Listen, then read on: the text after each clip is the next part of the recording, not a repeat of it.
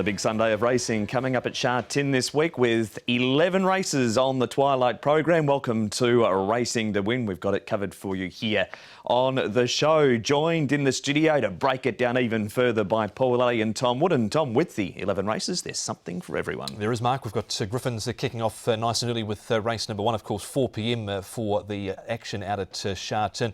Coming up nice and early as well as race number 2. That's the Class 1 race over the 1,200 metres, just a small field, but plenty of other betting opportunities to get involved with, and some good races later on in the card. There is indeed. Zach Purton a chance of creating history by breaking Joe Moreira's record too, Paul. Yeah, definitely. I think he will actually. He's so close now, isn't he? But there's a good jackpot there betting wise. 16 million being topped up by the reserves going into the triple trio. And also what we've been doing with these Twilight meetings is $1 million going into the races 9 and the last couple of races anyway for the $1 million for quartet first 4 merge balls. We'll have a look at Zach's rides in the second part of the show, but scratching pens at the ready because there's 3 of them. Race 3, number 7, Great Brilliant, is now Boys Party. Harry Bentley takes the ride on him. Race 5, number 3 is out. Pens Prince comes in. Hugh Bowman rides him for Premiership leader John Size. And race 11, Drombeg Benner, not going around. The runner, Matthew Chadwick, is on board him in the final race of the day. The meeting details for Sha Tin were on the turf for all of the 11 races. And it is meeting 86 of 88. The rails in the C+3 course position for Sunday. Looking at the races we're going to cover, it's race 2, the Class 1 over the 1,200 metres, the Swain Cup, and also the Ip Jug, race number 8, the Class 3 over the 1,200 metres. The Swain Cup field, only 6 of them to run. Courier Wonder comes out of Group 3 racings, a 5-time course and distance winner. We haven't seen Duke Weiss since April. Master 8's a 3-time course and distance winner. Rewarding Together's placed 5 from 10 course and distance. I'm a Single Man has Angus Chung taking a claim, and Adios into Class 1 for the first time. Tom, with a good draw and a lightweight, but small field, so how does it play out on the speed map? Yeah, well, Master 8 should be able to lead here, although last time out he didn't lead and he wasn't actually the quickest away, and they've tried a few different things with him this season. They've sort of taken him back off the pace, and they've led with him sort of 2 and 3 runs ago, which I think is definitely his best way of going.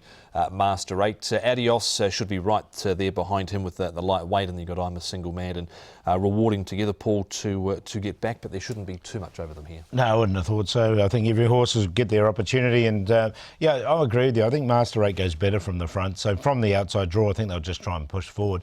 If they don't, I mean, Adios is the other one. I want to ask you about Duke White, Paul, because he lit up in a recent trial but did race keenly in it. Yeah, he did, didn't he? But his best racing is to take cover, I think. All right, that is the speed map from the boys for race number 2. We've got an interview first of all.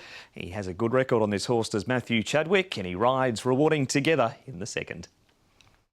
Matthew, he comes back Rewarding Together to Sha Tin this week. He's a horse that's been very good to you, hasn't he? Yeah, he's been very consistent, so hopefully he can keep going. He was a horse that generally raced well at Happy Valley, but he's brought that form across to Sha Tin, albeit maybe not quite as good as his last couple.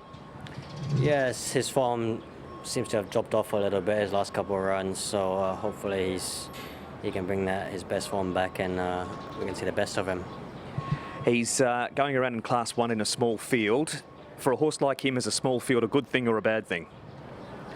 I think end of season, I think as long as they're fit and healthy, a lot of them seem to be being at the end of the season anyway, so I think a small field should help him. He should hopefully poise up in a decent position and be in striking distance. Frankie's got 3 in the race, including Master 8, that does like to roll forward. You'll be hoping he gets a good tempo set up for you? Yeah, look, it depends on the draw. Something can be very tactical, these races. Master 8 will go forward. I'd assume Adios will go forward as well. So hopefully they don't go too slow. And as long as my horse is comfortable, I'll be happy. Missed a couple of meetings through general soreness. The body's bounced back from that mishap a week or 2 ago? Yeah, when I just jumped off, I just jarred myself a bit, and I had some inflammation just in the lower part of my back near the spine. So I just had to get that down so I could get some more movement in me, and it's okay, it's manageable. And that is Matthew Chadwick Tom. He has placed 5 from 10 course and distance rewarding together and does carry a lot less weight than that replay we just saw where he was disappointing. Yeah, I think he can definitely run top 4 in this race, just with the way he's been going. He's been a little bit sort of down his last couple, but course and distance, small field. I just sort of wonder as well, Paul, will the pace be real strong, because those two up front won't want to go too hard, I think. No, and they're stablemates, I think, as well, aren't they, Adios and Master 8? So they're not going to take each other on, and that's why I thought Master 8 would be able to get across, because I think Adios will let him cross. With rewarding together, look, it's a 6-runner race, so he's going to get his opportunity. OK, we're going to move on now to Courier Wonder here, Paul, and this is him in a recent barrier trial. We know him very well. He's up to start number 19. He's raced over all sorts of distances this season, but the 1,200 metres at Sha Tin is his best. Yeah, look, his last 4 starts, he's run up against Lucky Swayness, all 4 races, and prior to that he did run up against Duke Y. But with Courier Wonder, look, he's got to carry the weight. That's just the query for me. We know he's a class horse. If he can carry the 135, then look, he's one of the main chances. But he does have to give away sort of 18 to 20 pounds to the bottom one, Adios. Yeah, who's 4 pounds out of the handicap. But look, I think he can certainly be top 3 in this race. Yeah. He's run in some strong races. Lucky Swayness, he's run into his last 4 starts, but it's been over 750 days since this horse been able to win a race too. Yeah, it has been a while for Courier Wonder. We go from the top end of the weight scale, Tom, to the bottom end, and Adios here. Now he's in those yellow and dark blue colours. Alexi Bedell, Frankie Law, he's placed 2 from 5 course and distance. Yeah, and he's going to get his chance. He's going to end up with the perfect run right behind his stablemate here, Master 8, and he's got the lightweight. As I said, he's 4 pounds out of the handicap, and he hit the front here before the 200 metres. He went past Golden Express and was only headed late. So even though he's out of the handicap, Paul, with that lightweight, I think he's a big chance here. I don't think he deserves to be at 8.8. No, definitely. I'd be surprised if he does start that. As you say, he was only beaten late, and the conditions of the race really suit him with that handicap. Good report for Adios at the bottom there. Now, Duke Y, Paul, we haven't seen him for a while. He hasn't raced since the end of April. He's only had the 1 trial. He went forward in it. And what we don't see was when he was going down the back, he was in front. The mouth was wide open. Maybe he was just feeling very fresh, not having raced for so long. Yeah, look, he hasn't got the best fresh up record. He's been placed a few times but hasn't won. He's got a really good second up record, this horse, Duke Y. So normally he takes a run to see his best. So, look, I've included him, but just on a minor line. Yeah, he's just a bit outclassed when it comes to the ultimate level. The Group 1 level is Duke Y. He missed the start, never got involved there in the Chairman's Sprint Prize last time out. Again, he's a big chance, but he's got that big weight to lug, which is not going to be easy. He does. He's a 3-time winner in a Class 1, though, as Duke Y. Zach Purton is going to be the focus, Tom, as far as needing these couple of wins, and it's a very strong book. Well, he's got Kaying Victory, who has to be given a big chance after what he did first up. Obviously has to carry that £7 penalty. Brilliant Pioneer, it's not been a good combination to follow Purton, and yep, probably more so on the stable's part anyway, but he's dropping into Class 5 indeed. Raging Blizzard's a newcomer, Paul, so he's going to get his chance there, and he also rides Ho Ho Star for Dinnership, and Ragnar, an import from Australia. Yeah, he's trialled okay, Ragnar, as well. He's won a couple, and look, I think Helios Express is going to win race 10 because he'll be odds on as well, the way he won his last start. Yeah, he's got up 10 rating points, but it's a very similar sort of field to what he beat last time. That's Zach's rides. We've looked at race 2. Now we just need your selections, Paul. Yep, thanks, Mark. I'm going to go with Adios just at the weights. I think the race handicap really suits him. So he's on top, the 6. Courier Wonder's obviously the class horse, the race, but as Tom said, hasn't won for a long time. Has to carry 135. But look, he's been up against Lucky Swayness, and there's definitely no Lucky Swayness in this. Duke Y, we haven't seen him for a while. Duke Y's had that overseas trip as well.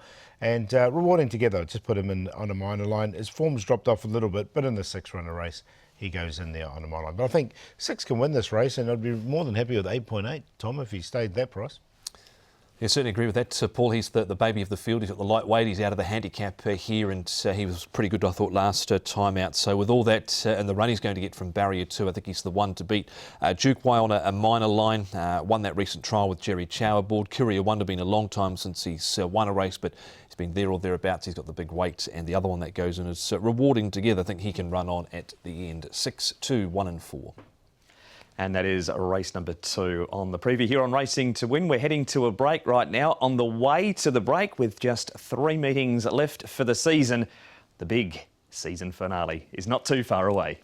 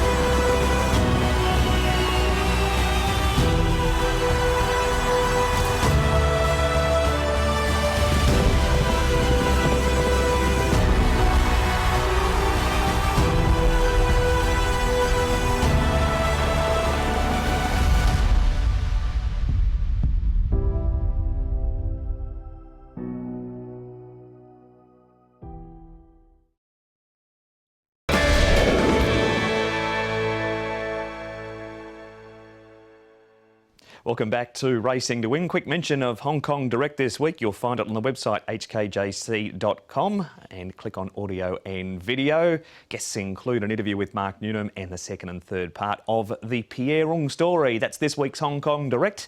This is Racing to Win. We need to turn straight to race number 8. It's a Class 3 over 1,200 metres, and it looks this way with Saquin coming down from gate number 11 to gate 2. Exponential, first time at Sha Tin this season for him. He's been very consistent around Happy Valley. You're My Everything has the cheek pieces off. Lightning Bolt's best form is on the all-weather. Drops of God goes up in trip. Ragnar was known as Leap Year for Michael Kent, won over the 1,200 at Cranbourne, now with Benno. Amazing Ace was Proud Conquest for Anthony and Sam Friedman, now with Pierre Ung. And Call Me Dandy comes up to Class 3 for the first time. Now the speed map here, Tom Saquin, all went wrong for him last time, but he's normally pretty quick away, as is Exponential. Yeah, wanted to buck after the start, so something just must have been pinching him. He's been back to the trials. He led up and won easily by 4 3/4. But he is going to sit probably just in behind Exponential, but he certainly can go on with it. Self-Improvement might be the one that's caught a little wide because he has gone forward in both of his runs. Call Me Dandy right there, Paul, and Brilliant Way should get a nice run through, even though he's been struggling recently. Yeah, I think Self-Improvement can get across outside Exponential, but he's just going to have to work a little bit early because there's a couple of unknowns there with Amazing Ace and Ragnar, which are 2 first starters. So, but they have both shown a little bit of pace in their trials. And we know horses like You're My Everything and Lightning Bolt, they go back at the start of their races. Our first replay, though, Tom, is Exponential running 5th. He actually has won course and distance, despite the fact we know him better around the valley. Yeah, just one win, Sha Tin, course and distance, along with a second and a third as well. So he's not hopeless at Sha Tin by any stretch, and he had a good run through here. He's been holding his form well, but I do prefer him, Paul, back at the valley. Yeah, I do too. He's on a career high rating as well of 77. He did win off 72, so he has gone up 5 rating points for that. And look, even though he's a course and distance winner, and he was a big price when he did win at Sha Tin, I think he's better at Happy Valley. Thus he carries £135 this week. You've been keen on this horse, Paul. You spotted him before his first start, Self-Improvement.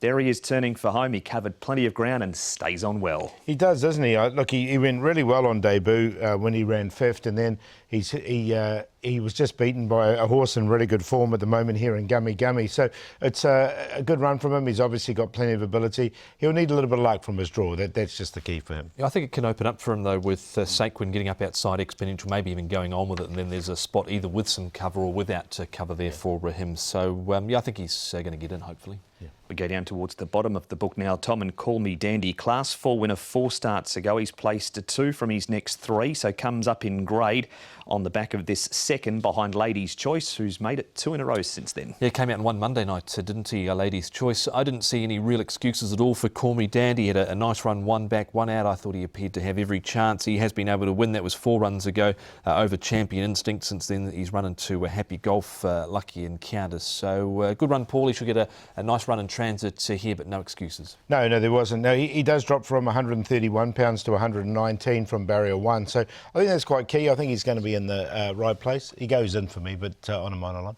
He's trained by Francis Loy, Paul, whose horses are going really well as we see his recent stats over the last 10 meetings. 11 wins, including an amazing victory by Joyful Hunter on Wednesday night. Yeah, look, the short price favourite punters would have been a little bit nervous with about 100 to go. He wasn't going to win anywhere except the post and did get up. He's got a good book here with Chang Teng Glory and Holy Lake, and also Management Heart, a first starter in the Griffins. He's got Fox Hunter Way, Noble One, yet to win, but he's been consistent. Sweet Briar was a very strong winner at his last start. He's a good chance, as is Golden Samurai. And I thought Euro Rocks and Silver Sonic looks really well suited in the last. Yeah, Euro Rocks, bit disappointing last time out, but I think he can bounce back here. And we saw that smile in that photo from Francis when Joyful Hunter won on Wednesday night too.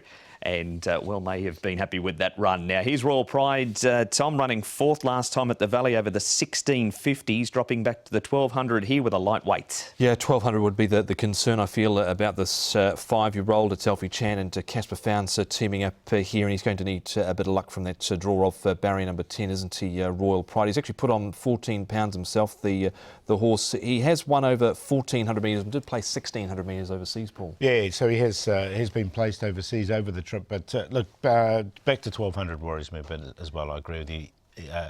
maybe the 14 to the 16 is better for him. And now Saquin, the saddle slipped back just after the start with him last time. Paul Dusty put on the Rodeo performance, was sent back to the trials because of it. It was a very impressive trial. He led all of the way. He did, didn't he? Yeah, he did win really nicely in this particular trial. We know he's got pace. He did win earlier in the season off a rating of 70. He's up to the 77 rating, so another one at a career high with a big weight. But I'm going to include him because he is speedy. Yeah, he won this trial easily, didn't he? 4 3/4 lengths at the line, but he's been a bit out of sorts. He's up off 77 at the moment. The win came off 70, so I'm just going to watch. Oh, he beat round the globe in that trial who runs at the meeting. This is Ragnar, Tom, up at Chung Fa. He is in front at this stage and he's out by about a length and a half. He was a good winner at Cranbourne, I thought, with Michael Kent. He really put that race to bed a fair way out, won by 2 3/4 lengths. He's only a 3-year-old, Paul, but he's got a little bit of a tricky draw, barrier 9. Yeah, a little bit tricky there. The tongue tie goes on. He's had 4 trials to get him ready and he's £1,049. So I think that he's had plenty of work to get him ready. The other first starter, Paul, is called Amazing Ace. He has wins over 1,100 at Benalla and 1,200 at Donald in Victoria. Yeah, look, he's £1,221, so he's a bigger horse. He's only had the 2 trials to get him ready. So of the 2 first starters, I prefer Ragnar. Happy to watch Amazing Ace. He was just behind the speed in this barrier trial, and so there didn't look to be too much pressure put on him over the final stages, and thought he moved quite well. So not the worst, but another one with barrier number 6 here, Keith Young riding for Pierrong. I'll just watch him. Okay, and Keith's had a few winners over the recent couple of meetings as well. Wonderful Unicorn up at Chung Fa too. Tommy's done little in 2 starts, in fact a last and then a third last at his second start. What did you make of the trial since? I thought the trial was okay. It was sent out a 3.1 favourite on debut and was absolutely diabolical, and then followed that up with another shocking run after that. So he can only improve, Paul. There must be something there. Yeah, look, he's rated 61, so he's just about close to this class drop. I prefer him down a class, I think. All right, it's a wait for Wonderful Unicorn. That is a breakdown of runners in race number 8. Paul, who comes out as the winner? Well, look, I think Self-Improvement can get in from that wide draw, and if he can, I think he's a winning chance. He's looked really good in both his 2 starts to date. Call Me Dandy has to come up in grade, but does got the light weight. The stable's in good form at the moment. He looks the biggest danger. We'll put Saquin in because at his best, we know he's a good horse. He's a 3-time winner from his 12 starts as well. And of the first starters, I put Ragnar in. He's just drawn a little bit awkwardly in barrier 9, but he's had 4 trials. The tongue tie will go on for his debut run. And at £1,049, I think he's ready to run a bit of a race. And an interesting jockey booking there of Zach Purton aboard as well for Benno Young. So he ended up with a 7, 10, 1 and 8. Going with Call Me Dandy here, up in grade with the lightweight, and he should get a lovely run through from barrier number 1, Matthew Chadwick and Francis Loy. I thought he appeared to have every possible chance last time out, but that was with 131 behind Lady's Choice, who's come out and franked that form. So Call Me Dandy over Self-Improvement. I think he can slot in from barrier number 11. Stayed on pretty gamely after that tough run last time out. Self-Improvement, Brenton of Della and Manfred Mann. Ragnar goes in, Zach Purton riding for Benno Young. That combination is team up 37 times this season for 14 wins, and his trials have been good. He was a little bit slow away in one of those trials, but he's gone on to win a couple of them. And the other one I'm going to throw in is Wonderful Unicorn at that big price offer, a rating of 61. Drawn much better this time round. Did win over 1,200 metres in Victoria prior to arriving. So hopefully he can front up here. Wonderful Unicorn with a freshen up. 10, 7, 8 and 12. That is Paul and Tom's thoughts on runners in race number 8. But we've seen but 2 of the 11 races at this meeting, Paul, on Sunday twilight, so there's plenty of other winners on the list. There is an 11 race card as well, of course. And look, I quite like Ruby Sailing in the first. I think can upset Young Victory, who should be favourite, and I think he'd be overbet with Zach aboard. So Ruby Sailing might be a better betting proposition. He does get the pull and the weights with him this time. Also, Brilliant Pioneer with, again, that's a Zach Purton ride for Dennis Ships. Put on a bit of weight, I think it's good for this horse. Lapras is a first starter. I've quite liked his trials. Round the Globe should get a perfect run. He won't be too far away as well. Raging Blizzard, first starters, had 4 trials, £1,061 to get him ready for the races as well. Golden Samurai has looked good this season. He's already won one. Flying Mojito's been knocking on the door. Helios Express was very impressive at his last start. And Silver Sonic comes in well at the weights with a low barrier draw. And all those races are available on the website, hkjc.com. That was quite a list to go through. It was, wasn't it? Of that list, who's the best of them? Look, I think the best is going to come up here with Ruby Sailing in race 1. We're going to get it priced about him. Brendan $1 aboard and thought it was a really good debut run. He did get beaten fair and square by King Victory, but there's a 7-pound pull in the weights now. And we'll take a chance of Lapras. He might be one for next season now, but the horse has looked good in his trials, and I don't think it's a strong race, race number 4, and it should be a decent price. We'll do the play in race 9 with Flying Mojito. Chili Baba will get back, he'll run on strongly, and the Michael Chang trained President's Choice, QQP. Best comes up in race 6, number 2, Sweet Briar. Francis Loy and Lyle Hewitson was able to win nicely last time out. He's off a rating of 56 with barrier 7. Lucky Eternity didn't have a great deal of luck over the final stages. Still a work in progress, so race 9, number 11. And then the play with Tamra Blitz, Noble Win and Silver Sonic in the last. Golden Samurai, Vincent Ho and Francis Loy goes back to 1,400 metres, but expect him to get back and run on. Struck a wet track over 1,400. Drops of God as well rated. Last couple too short over the 1,000. Back to 1,200 for him. And the play race 7, 2, 4, 6 in a QQP. Laitawanshi, Golden Samurai and Lost Child. That has been racing to win for Sunday, Tom. Then it's Happy Valley season finale on Wednesday night. Yeah, we've got a good card coming up there. Class 2, 1650 is the main event with horse like Savaquin, A-Pal, Prime Minister, one of your old faves going around. Yeah, he's had a good season, Prime Minister. And A-Pal didn't like the wet track last time. I think he can bounce back. All right, that's Happy Valley, and that's the preview for Sha Tin on Sunday. We'll see you for the first at 4.